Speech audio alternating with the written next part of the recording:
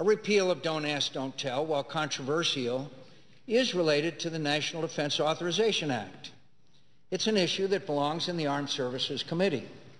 The problem is a truncated process and partisan manner which the majority is forcing through a de facto repeal of a long-standing law that may have significant ramifications for our military force during a time of two wars, all to fulfill a campaign promise made by President Obama in 2008, barely 2 months before an election.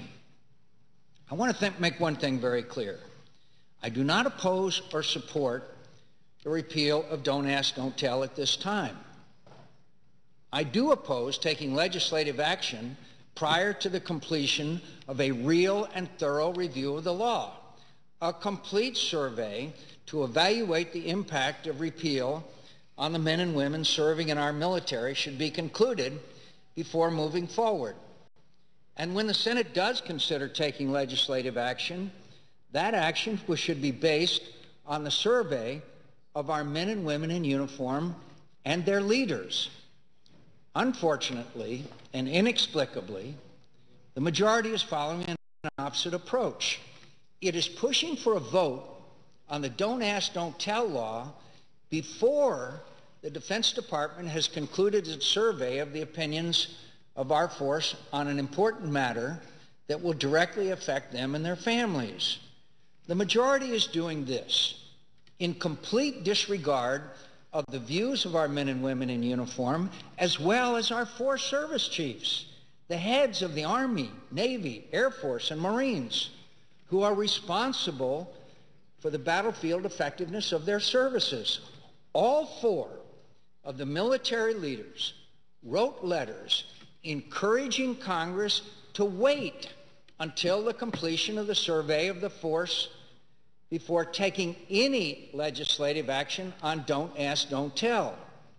Their opinions have been disregarded thus far, and it seems that the chairman and the majority leader don't care about their views either.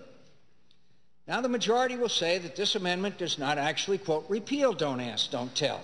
It merely authorizes its repeal pending a certification from the President, the Secretary of Defense, and the Chairman of the Joint Chiefs of Staff that a repeal would not harm military effectiveness. Just those three officials, not the four service chiefs or Congress for that matter. This is a legislative gimmick and a distinction without a difference. In reality, the majority is sending the signal to our men and women in uniform that we will not wait to hear their views or give them any due consideration once the Pentagon survey is finished. Instead, the Senate will turn its responsibility to legislate on this important matter over to three officials who have already publicly stated their support for repealing Don't Ask, Don't Tell. It is a blatant message of disrespect to our men and women in uniform that Congress is unwilling to even wait to hear what the force has to say on this important matter before pushing ahead with a controversial political vote less than 2 months before an election.